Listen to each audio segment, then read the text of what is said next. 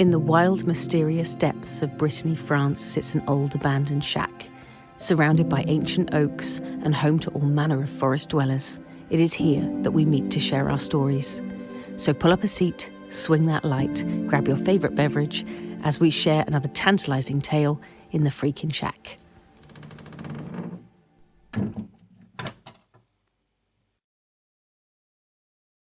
Welcome back to the shack.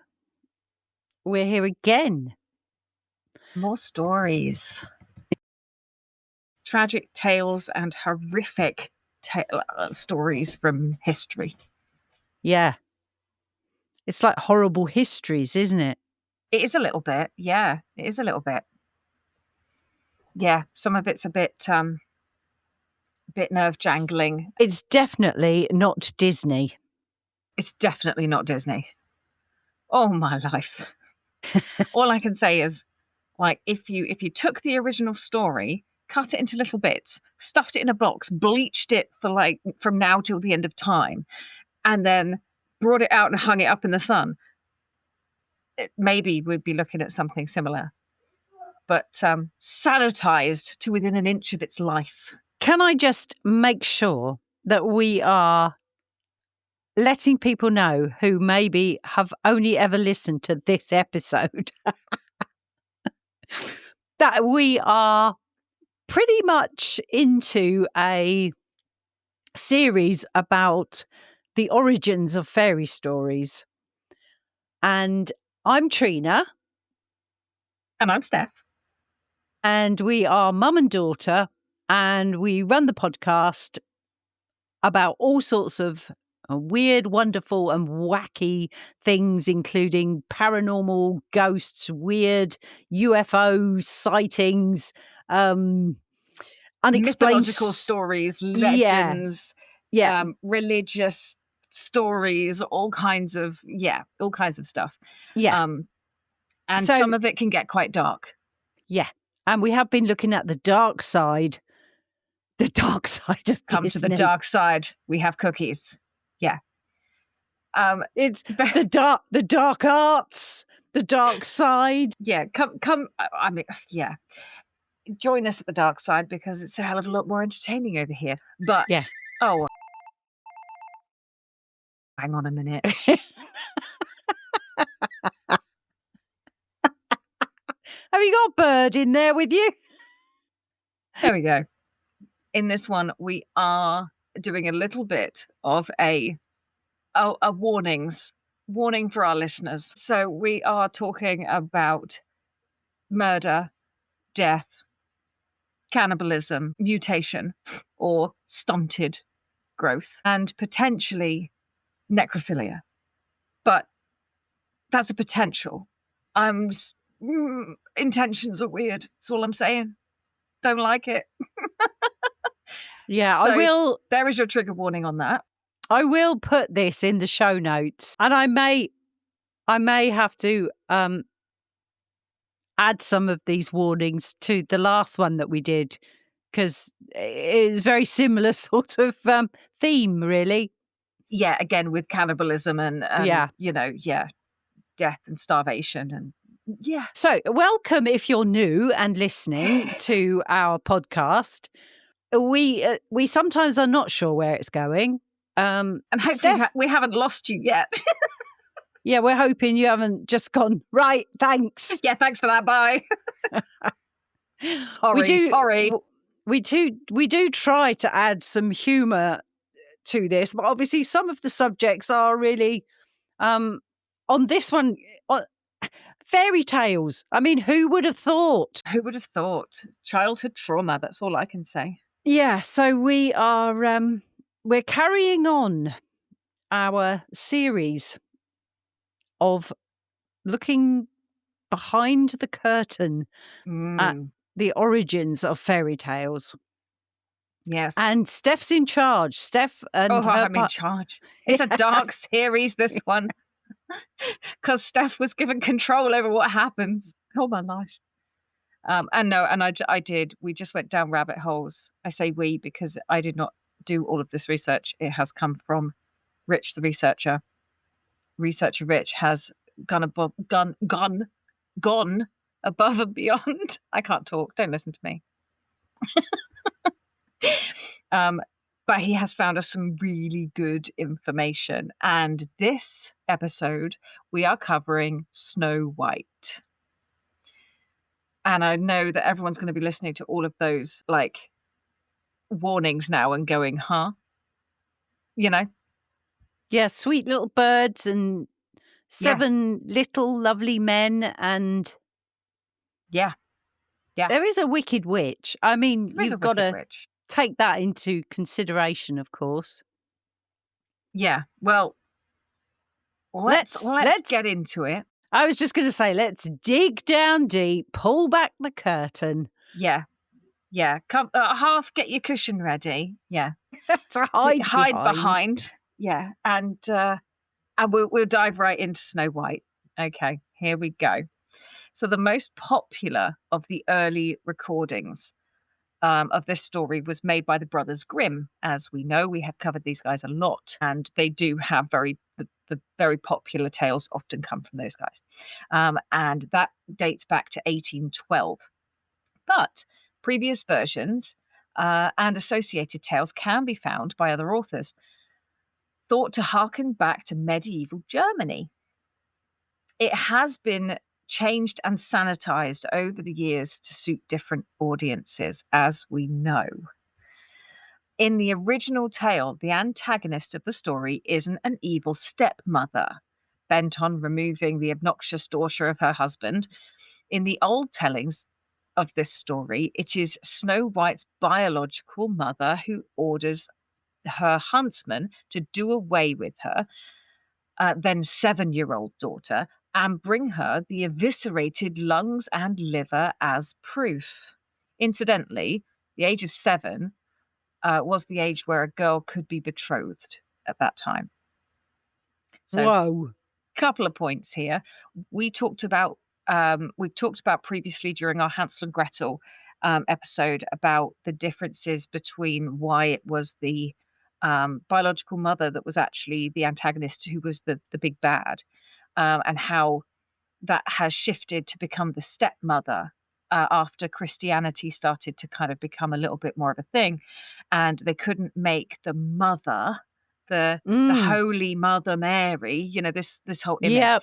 They wanted to kind of push that image on the mother rather than the death and mayhem, you know, side of the mother role. So they made it a stepmother, which somehow cleared it all up.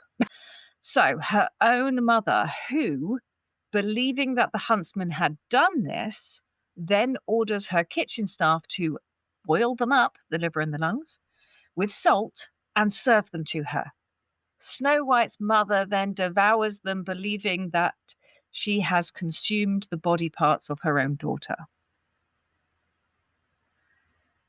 There are examples of early folklore all across Europe of this kind of maternal cannibalism. Stark warnings for the listener of what can happen to daughters who are seen to threaten their mother's status and position in society.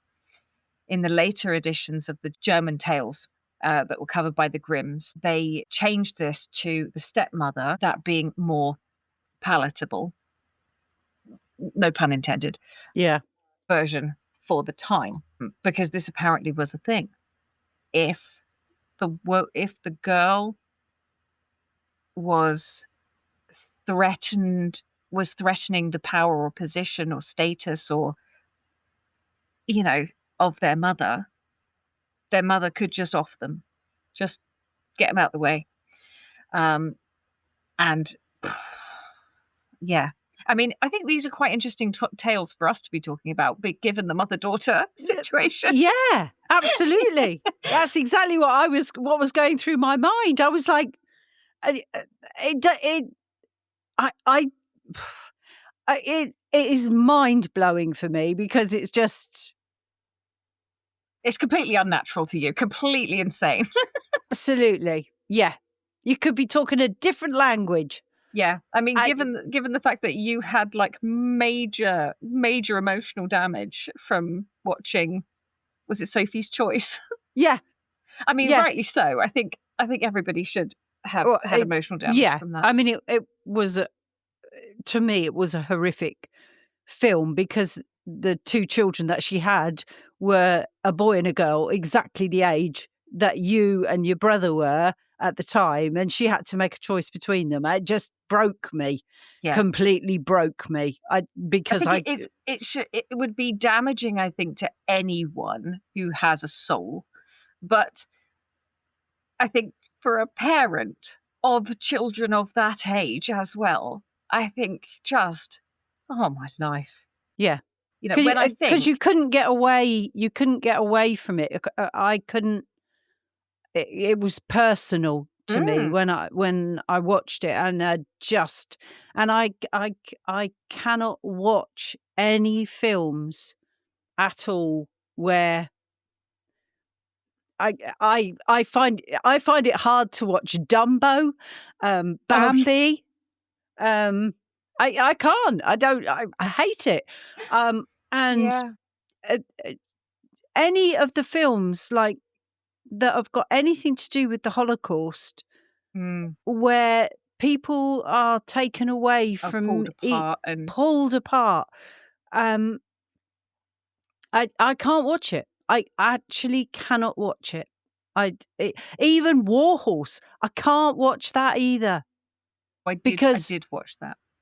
Because the thought of those animals being taken off and the treatment and everyone goes, oh yeah, but the horse lived.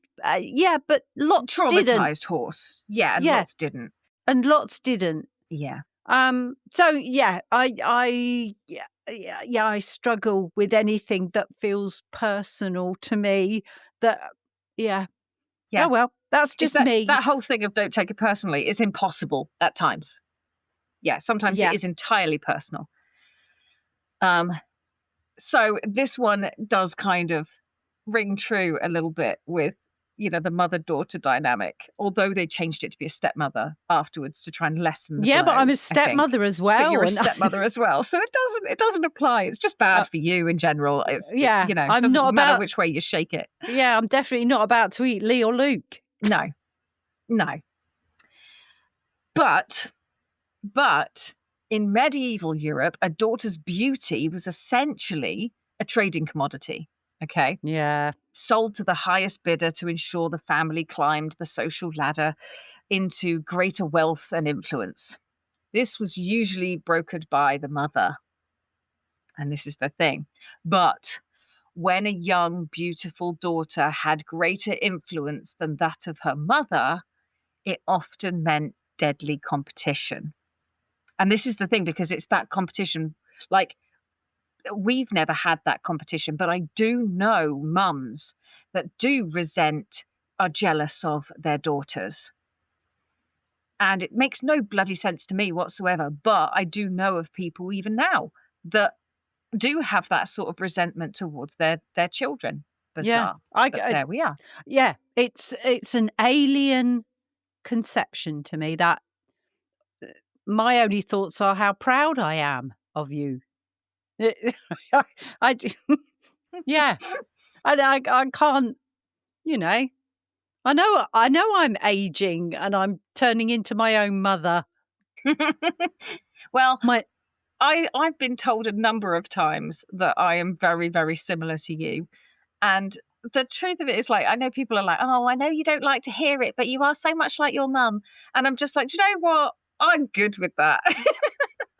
Like, I can think of much worse people to be. Yeah. And so, yeah, I'm good with that. That doesn't bother me in the slightest. I look in the mirror some mornings and I look like my mum. I look in the mirror sometimes and I look like my grandma, my mum's mum. And I catch myself sometimes and I can see my nan, my dad's mum. The genes are powerful. The genes are powerful, but also they were all good women. Yes.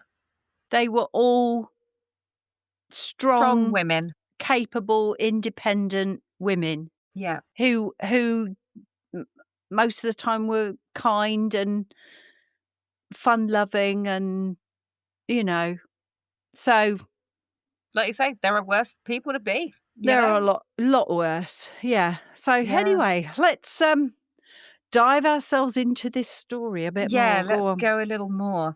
So we've just talked about the deadly competition that can arise.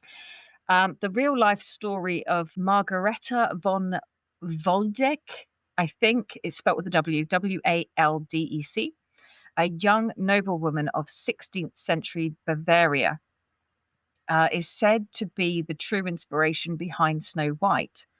It is known that she had been betrothed to a powerful duke. This marriage would have given Margareta great power and influence, more than her own stepmother could command. Only weeks after the betrothal, Margareta suffered a fatal wasting illness. The documents that have been found from the time record that the physicians noted the disease to bear resemblance to mercury poisoning.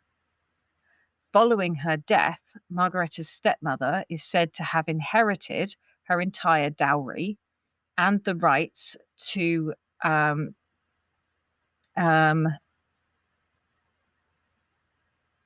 don't know what that word is. Spell it? I think it's spelt wrong. I think it's supposed to be she had the rights to regenerate the alliances with the Duke's family, but it's not what it says. Right, okay. It's fine. Honestly, it's a dyslexic's nightmare when a word is spelt wrong on the paperwork. Yeah, it doesn't help. Anyway, moving on. So she inherited the dowry and she gained the rights to all the alliances with the Duke's family, allowing her to retain her power whilst increasing the family's standing significantly. However, there was never an investigation, and the stepmother was never officially a suspect. So Margareta was supposed to be the true inspiration behind the story of Snow White. In the story we know today, there is a magic mirror, which pronounces Snow White to be the fairest of them all. Mirrors were certainly symbols of status at the time, known as extremely high-value items. Similarly, the ability to maintain one's own appearance obviously would proclaim a person outside the masses, elevated to the elite in a manner not dissimilar to our modern day perception of the A-list celebrities. Because of this, the mirror in the story, making its declaration, can be taken not just to be a statement of fact, but also a prophecy of foreboding danger towards Snow White. So when the Queen orders her huntsman to kill Snow White, she also orders him to return with the girl's liver and lungs. At that point in time, the lungs were believed to contain the breath of life, and the liver was believed to house the vitality of the soul, meaning that when Snow White's mother eats them, she is deliberately consuming those things that make Snow White more attractive than she is.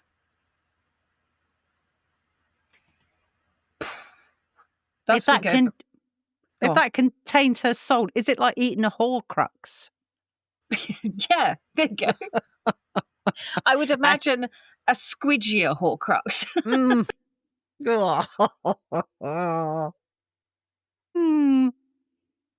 Thus, we go back to the old belief that eating your enemies allows you to take in their power and make it yours, a belief that can be found in almost every culture where cannibalism can be found, and interestingly, where we often find tales of vampirism as well. All kind of tied in with that whole thing of eating bits of your enemies means you absorb their power and somehow gain power over them. Or can I just add something here? Certainly. It's not true. No, it doesn't work, people. Doesn't work. This is, oh my God. You didn't quite realise the big can of worms that was opening up when I told you we were telling the story, did you? Oh dear. Yeah. Oh yeah. the brothers Grimm really did mean it. I mean, that was just a name, but it is Grimm tales, I can tell you. Ah, dear.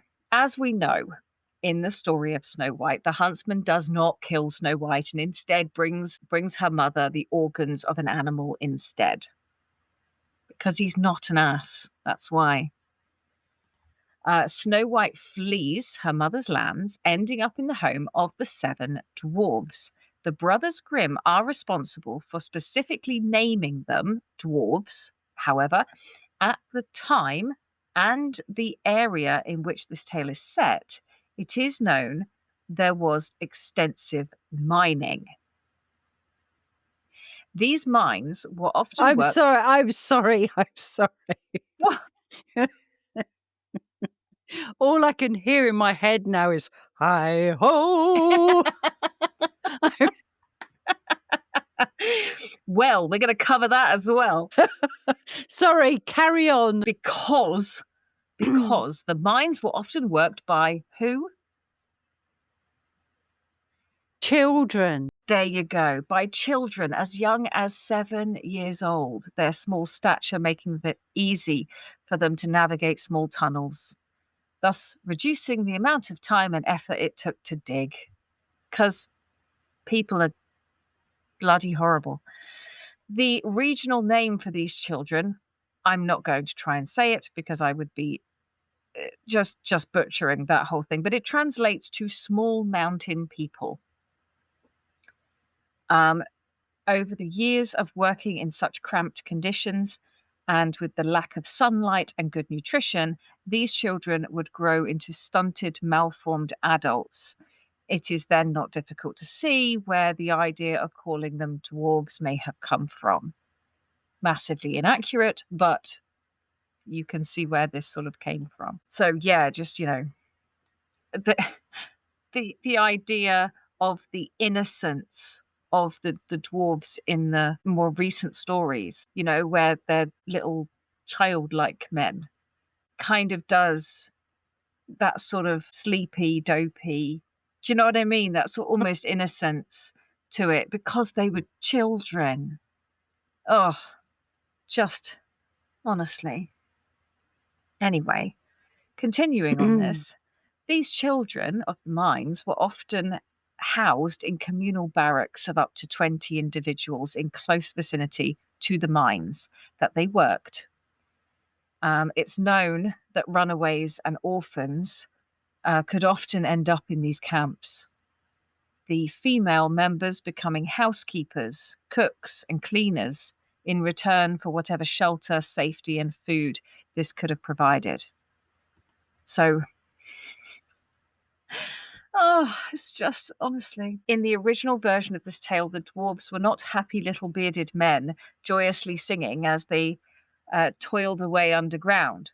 A big no-no in the mines anyway, singing or whistling below ground is sure to anger the knockers.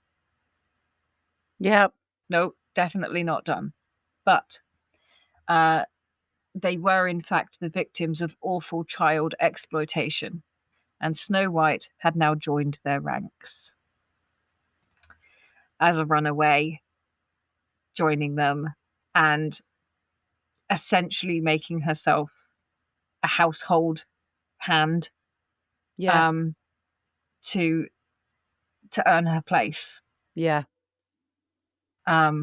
Puts a whole new spin on it, doesn't it? It does a bit, doesn't it? Yeah. The dark side. We told you, we warned you, people, we did.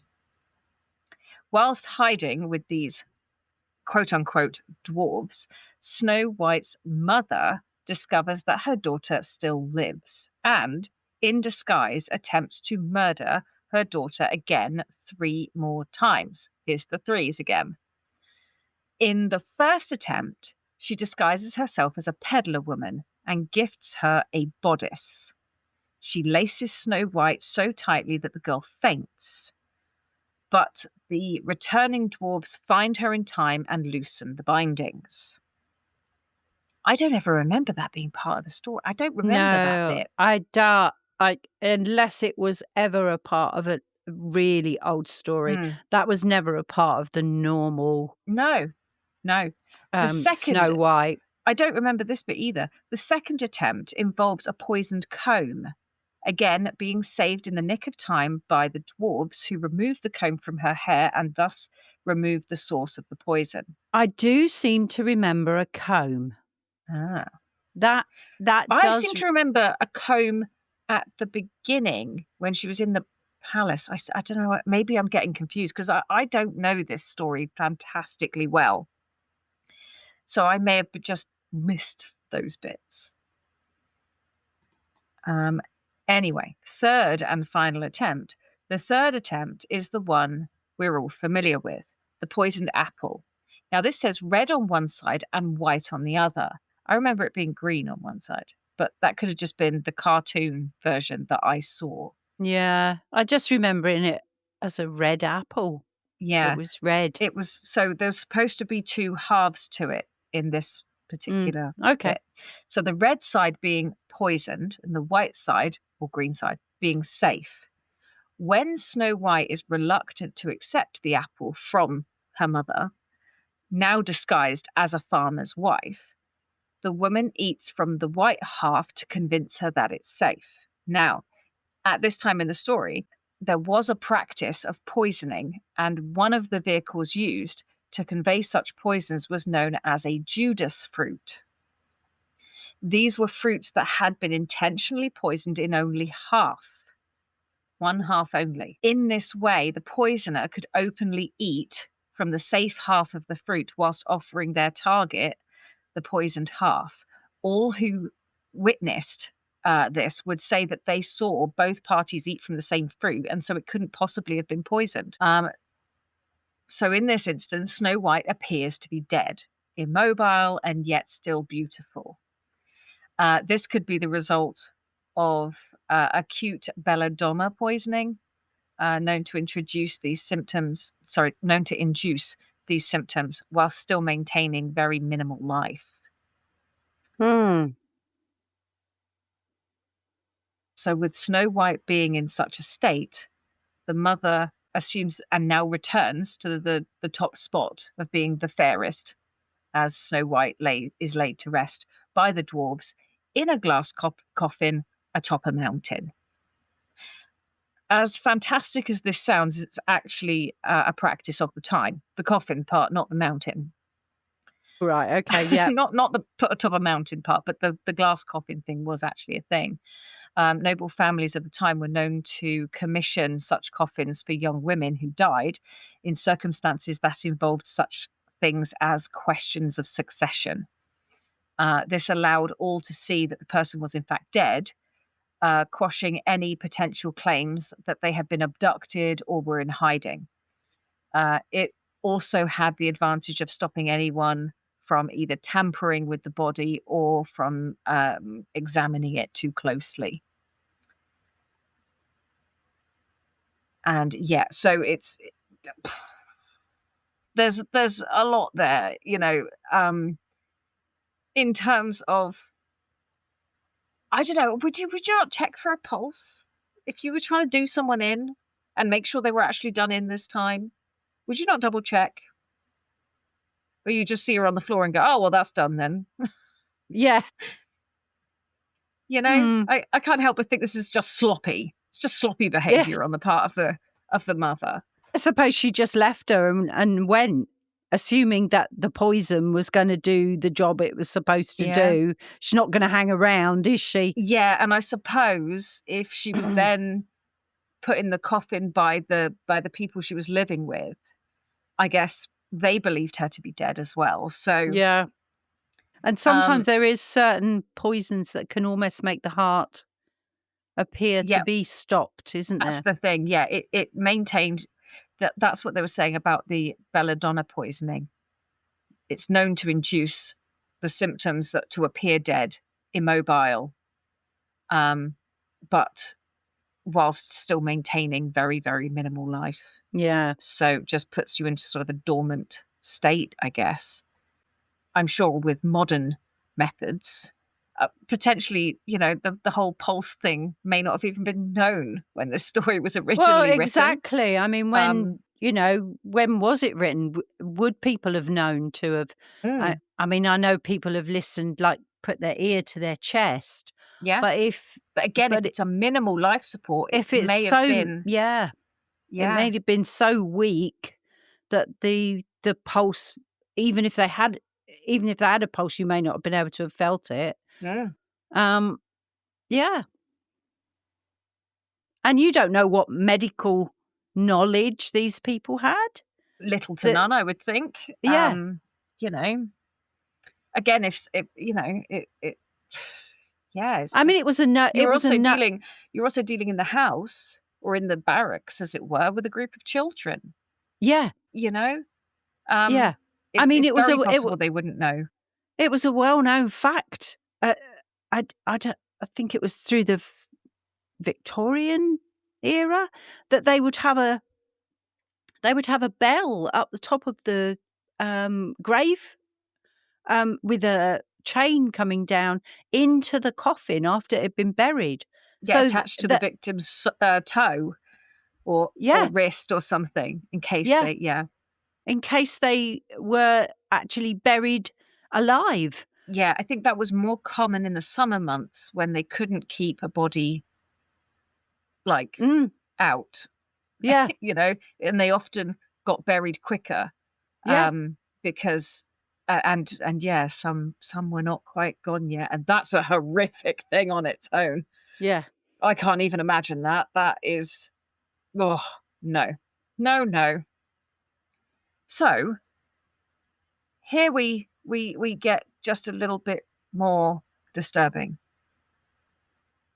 Okay. So in one of the most bizarre and disturbing parts of this tale, as if it could get any more disturbing at this stage, is the prince on his hunting trip.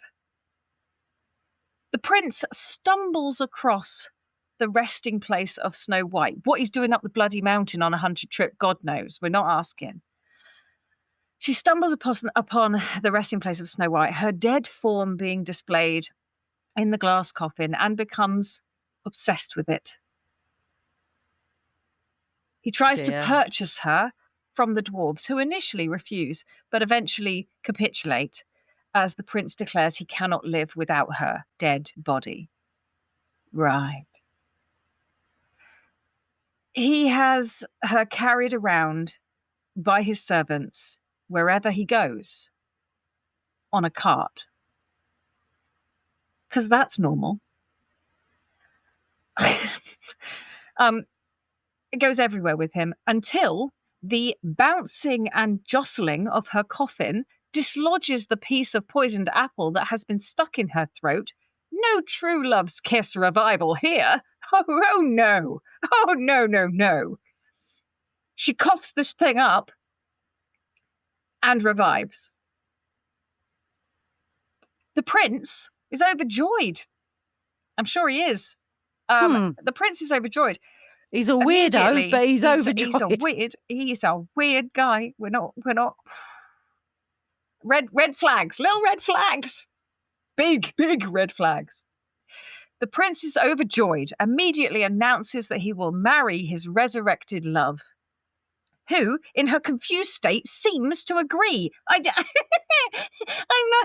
even know how that would work. Like, I've just literally woken up. You're nuts. You're a complete nut job, and you're suddenly bombarding me with a marriage proposal. Are you taking the piss?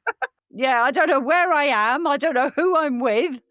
But yeah, sure, I'll marry you. Yeah, of course. I'm on a cart and I've got bruises all over me from bouncing around in this bloody cart for weeks. Yeah, I need a drink, something to eat that's not going to poison me and choke me to death anything again. but that bloody apple. That's, Anyway, she seems to agree to this wedding. Anyway, all are invited to the wedding, including Snow White's mother. Bear in mind, the mother still thinks that Snow White's dead, so she doesn't know. Being the vain woman that she is, she asks the mirror, the mother this is, who is the fairest once again, and is told that the prince's wife, she still doesn't know who she is fairer than she. In a rage, she considers refusing the invite, but realizes that it would be a mistake to slight such a powerful family and resolves to attend. At the wedding, she is stunned and appalled to see her daughter is betrothed to the prince. Obviously, she is still under the impression that Snow White was dead, and she's eaten parts of her. Snow White, however, knowing her mother was the antagonist of the attempts on her life, she has, and this is fabulous, I love this, she has shoes made of iron prepared for the queen and heats them in the fire until red hot. And I will just explain. In the laws of the region, and at that time, 3 attempts at murder of a person of noble birth was considered high treason. Wow. For this reason, Snow White's mother is ultimately forced to suffer the consequences of her actions and made to dance in those red-hot iron shoes until she dies. This was a real punishment of the time, and one reserved for the perpetrators of the worst crimes. Crikey. Questions? Oh, wow. And that, my lovely listeners, is the story of Snow White. The real, horrific, horrendous, and slightly disturbing story of Snow White. Whoa. But we had some questions, didn't we? We did. We had a list of questions that we sort of gathered. And I don't know if they fit or whatever, but I think we'll whiz through them and see. Please, anyone who's listening, if you think you've got an answer, I mean, we might whiz through some of these and not use them because we have a lot of questions here. But if you've got an answer to any of these questions, or you have thoughts or ideas, or you've heard different aspects of this story before, please get in touch with us and let us know, because we let us know your thoughts, because I mean, it's just crazy. There is also potentially more information that we didn't find about this. Obviously, we've put it together in as if you've got in a way that comes across in story form. Yeah. But okay. So anyway, first question is, what does the Queen's fixation on being the fairest of them all actually say about her? Is it to do with her fears of aging, power, or losing control? I think probably a little bit of all of those things, to be honest. Yeah, absolutely. Yeah. I mean, given the fact that, we sort of said at the beginning about any sort of descendant that threatens the position of and power, influence over other people, anything that would jeopardize that is going to land you in the shit, really.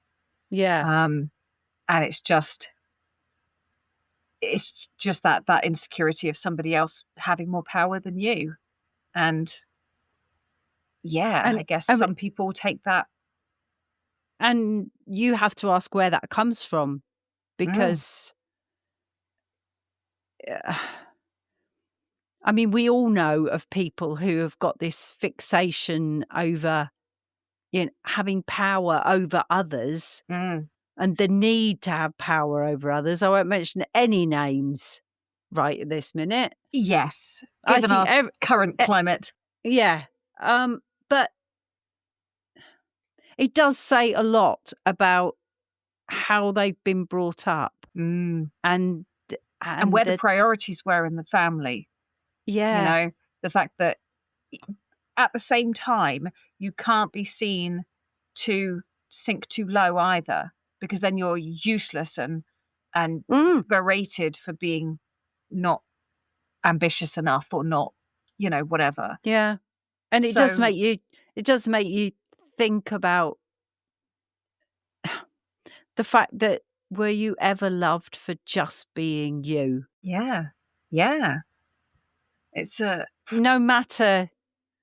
horrible. No, It's just horrible. it is. What a horrible way to So grow up. I very quickly, I can always remember the tale of a child at school that I worked with who was torn between mum and dad, and was going through some awful stuff. And I did some therapy stuff with him, and hopefully helped to an extent that the mother came screaming into the school wanting to know what the hell had gone on, because her child was not reacting anymore to her demands, because the child had a safe place to go to.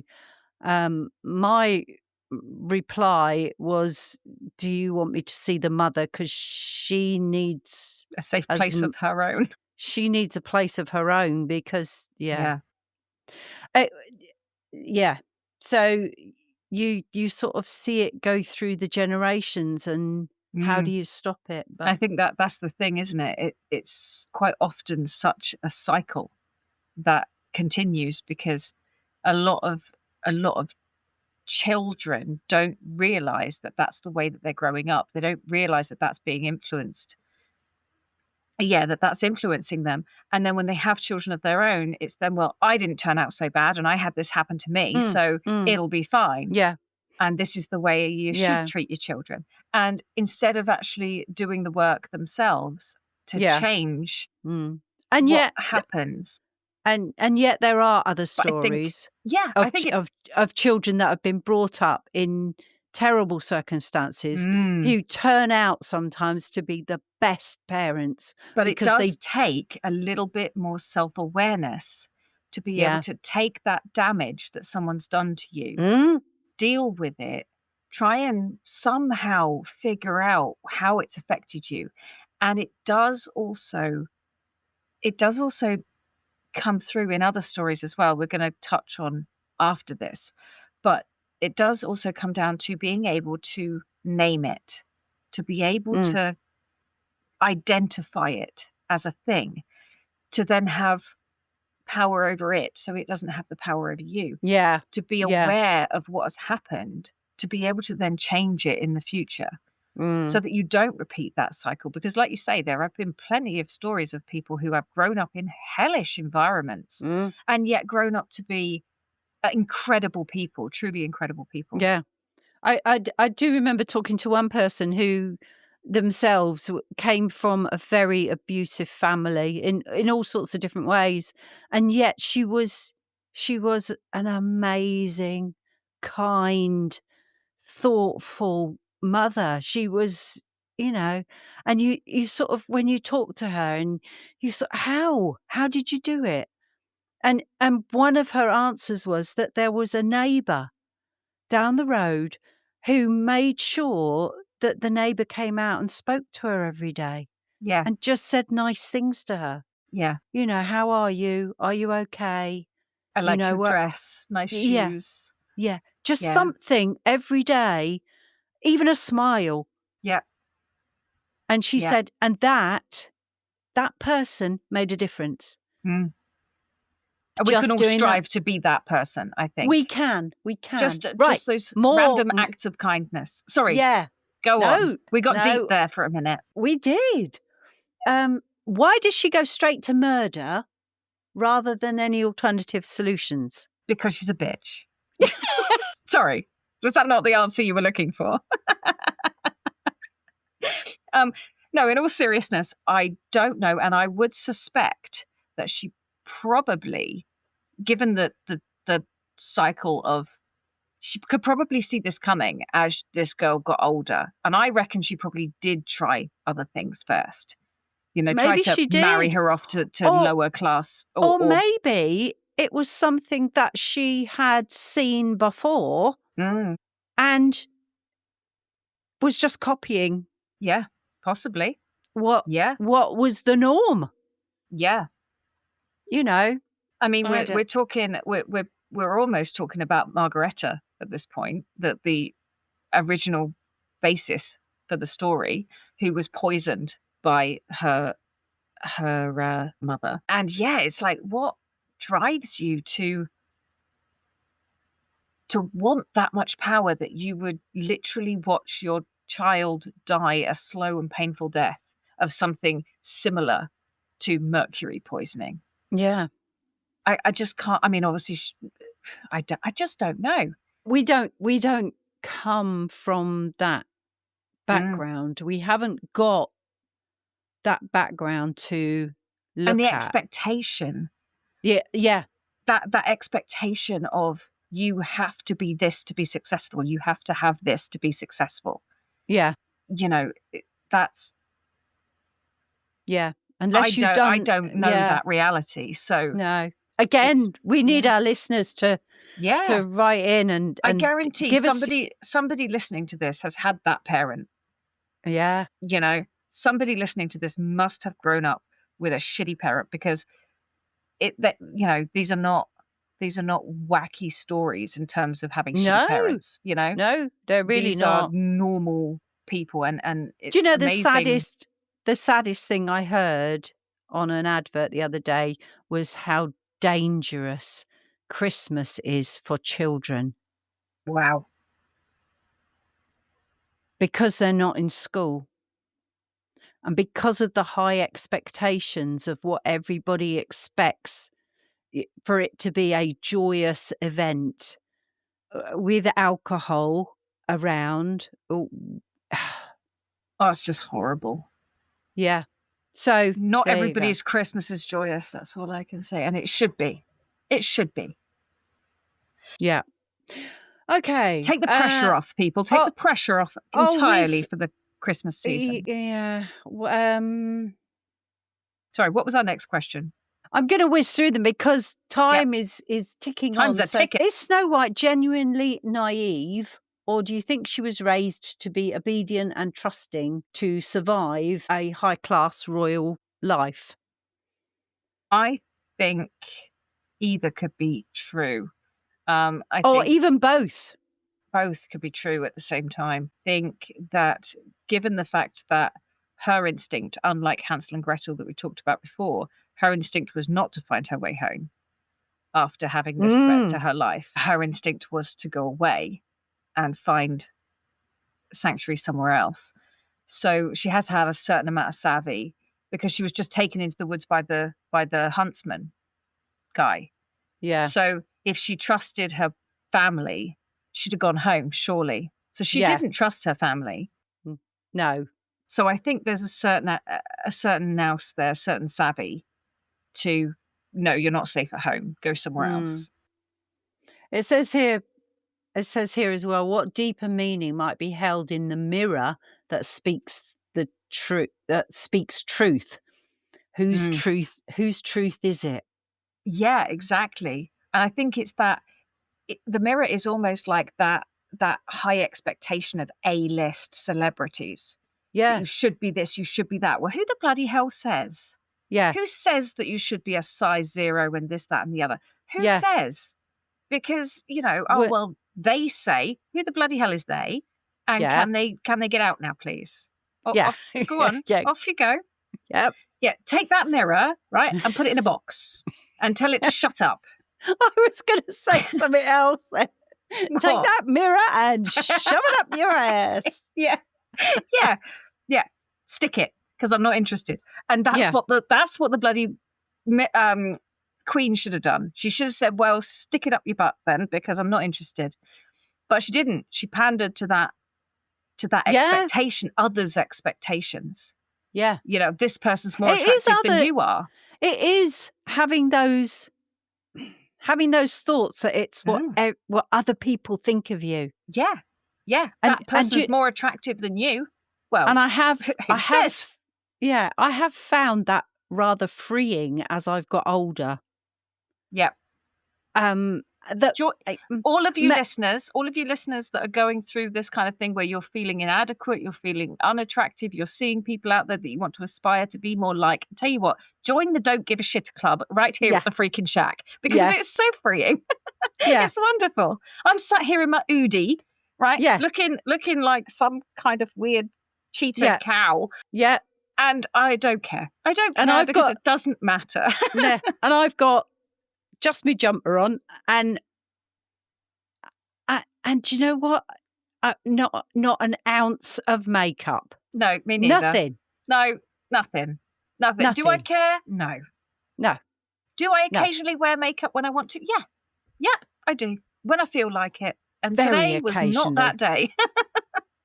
Yeah. But yeah, that higher expectation from those other people out there. Yeah. Stop listening. Do I walk out of the house? Another one. Have I had reconstruction after my breast surgery? No. There you go. I'm flat one side. I have one boob left. Do I give a monkeys about what other people think? No. That's such a British thing. Do I give a monkeys? How many monkeys? How many monkeys do I give? No, I do not give a monkeys. No. If somebody looks and is that worried about it, it's their problem, not mine. It's a you problem. Yeah, there you go. It's me. I accept me as I am or don't. Yeah, or bugger off. Yeah. Yeah. And Whatever. if you don't accept me, then you don't have to, but I don't care. I don't care. It's fine. It's fine. I'm not hurt. It's fine. You do you. Yeah. I have got to an age where I really do not give a toss. I don't care. Yeah. Well, I'm not that far behind you because I couldn't care less either. My nan, bless her heart, my nan was always like this. She was never the most house proud. And we would quite often go to her house and she'd be up working. Oh my gosh, work all the time. Not housework, bless her. And you would arrive and my dad would say to her sometimes, Mum, what if a neighbour comes around? And she'd say, well, if they don't bloody like it, they won't come again, will they? If you don't like the state of my house, get out of it. Yeah. And don't bother coming back. I love it. Yeah. Right. So now we've done that bit. Oh my goodness, we're doing well here. It says here, what does Snow White's death-like sleep symbolise, do we think? Adolescence, transformation, or the liminal space between girlhood and womanhood? All of those options seem creepy to me. They do, don't they? I mean, if she was awake and able to take in information, then I would say transformation being a thing. But the fact that she literally came from a state of independence and finding herself, and then was immediately woken up and proposed to by this complete weirdo. Yeah. To then become like his wife and to almost be thrown back into that environment because you're then becoming some kind of, I don't know, what was he, a duke or a... I think he was a prince. He was a prince. He was a prince. She then becomes a bloody queen eventually. Yeah. You know, she's going to become a princess. But the underdog...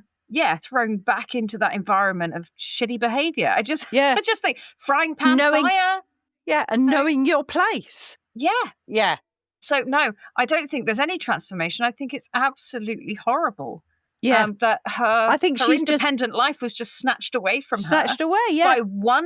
By one of those people who had that expectation. And then when she came out of this slumber, she was then snatched up by another one and held another set of expectations. Yeah. I just think it's horrible. It's the saddest story. And it's just awful. The next one we've almost answered already. In the episode of Hansel and Gretel and this one combined, why are stepmothers so frequently demonized in early fairy tales? What social fears does that mirror? Well, I think we've talked about that now a few times about the fact that it was often used by people with more religious type views because a stepmother was more easily thrown under the bus. Yeah, completely. Because the stepmother didn't have the maternal instincts. We need to hear from some stepmoms, because we need to hear from some good stepmoms who are going to fight this with us, because we know you're out there, and I'm here. yeah, yeah, some good stepmoms that are going to fight the good fight for the stepmothers out there. Because I think this was completely easy targets. I'm thrown sorry. under the bus. Yeah, thrown under the bus for the sake of religion. There's a lot of good stepmums out there. Absolutely. And a lot of good stepdads and a good stepdads too. I will fight for the stepdads on this one as well. Yeah. So yeah, you're not demon people. It's just not fair. How rude. Yeah. Why does the prince fall instantly in love with a seemingly dead girl? Because he's a weirdo. We've covered this. He's weird. Red flags. Sorry. Did he arrive with horses with red flags? Because I'm pretty sure. One grown out the top of his head. Big procession of them. All these red flags flying as he rides up. Yeah. Yeah. Is there an underlying message about marriage as awakening or ownership? Ownership in this story. In this story, 100%. Yeah. There is no awakening in marriage. If you don't go into marriage with your eyes bloody open, you're going to have a shock of your life. Yeah, and exactly what we've said. It says here, was Snow White rescued or actually relocated into another form of captivity? Yeah, which you go. I'm on board with that one. Yeah. Yeah. What do we make of the Queen being forced to dance in red-hot iron shoes until she dies? Is this justice or savage spectacle? Oh, it's a bit of both. Bit of both. I would say she deserves the savagery. The sort of the Snow White side of me, that's fighting for her, goes, you bloody good on you, girl. I hope they were really big shoes that came up to your thighs, you bitch. Were they in fact thigh highs? Because they should have been. Yeah. But then does the 21st century head on you say, do we just need her to go into therapy for a while? I think she should have gone into therapy before trying to murder her daughter. Yeah, well, yeah, we realise this. I'm sorry, but bad things happening to you does not give you the right to do them to other people and not face consequences. Totally agree. There are consequences. Yeah. But maybe red hot. Red hot shoes, I think, is brutal. I'll be honest. Yeah. As I say, the person of me that is fighting for Snow White goes, yeah, good on you. The humanity side of me goes, I think surely we are trying to take the threat of her away without giving her no choice. I think choice is an important thing. And for her to recognize that she has all her power taken away, I think that is the thing that's going to hit her the hardest. To be irrelevant is what a lot of these people fear the most. Yeah. Is to be not considered at all. Yeah. To be forgotten is a huge fear of these people. Yeah. So I would say, to have her face that as opposed to, I just think bury her, when she dies, bury her under a public toilet somewhere and forget about her. Yeah. I think there's people have public toilets in those days? They made them. That was the creation of public toilets. Was these awful people? That's why they're there. That's why they're there. You shit on the bad people. It's fine. Yeah. But yeah, to just be in one of those situations where they are forgotten is their worst fear. So forget about them. Yeah. And I think we just about covered pretty much the last question. What modern parallels exist to the Queen's mirror obsession? And it goes on then to say social media, it's making sure you've got the most likes. We don't get any likes. Nobody likes us. We always get two. It's you and me. One from me, one from you. And that's not true. Because we did get one little somebody talking to her and she knows who she is. And she did make a little comment on one of our posts yesterday about how excited she was to see us on the video. Oh, bless her. So, yes. Well, So good. I'm you- glad somebody's listening to us anyway. Yeah. So somebody's listening to us, but not many talk to us or like us. The thing is, I mean, I'm not a big one for the how many likes you get, how many views you get, and yada yada. I put videos onto TikTok on my own page, and I never look at them again. The only time I notice is if somebody comments and it sends me a notification to say somebody's commented on something, and I will go and read it and I will reply to them because I'm a good person, you see. And I like that people are talking to me. It's lovely when people talk to me. I must admit, if we ever not getting that interaction, no, not really. I put them on for me. That's just it. I always try to, if I see it and catch the notification, I will always go back and reply and just thank people. I did that the other day with somebody who said something about our podcast being this, that and the other. I was like, oh, thank you so much. That's really kind. And then they came back. The comment was kind. No, the comment was very kind and lovely, and then spoke about us doing video. And it would be good for us to break into video. And I said, well, we're actually doing that. And then the person came back and then started saying that they were a marketing person. And wonderful. Oh, but we're popular enough to get bots and trollers. If we're popular enough for trolls. Only one. Do you know what? It's all interaction. I don't care. Needless to say, I liked their comment, but I haven't gone back to them. Fair. No, we do all our own editing. I did explain that we do all our own editing. We are not looking to make money. No. We are free. We make nothing doing this. We are free to listen to. We are free to subscribe to.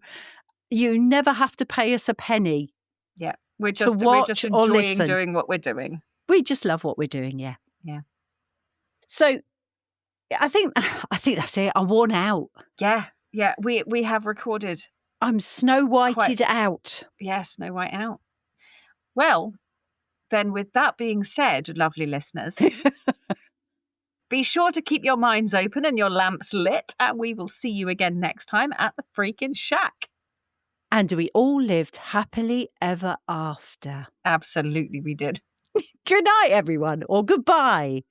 Bye. Good morning. Bye.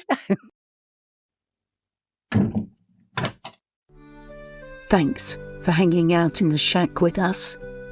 If you've got a strange story, theory, or even just a spooky question, send it to shackpackinbox@gmail.com because we'd love to hear from you. Follow us to ensure that you never miss an episode of the Freakin Shack, because listening to us is much cheaper than therapy and slightly more spooky. Until we meet again next week, Shackpackers, take care.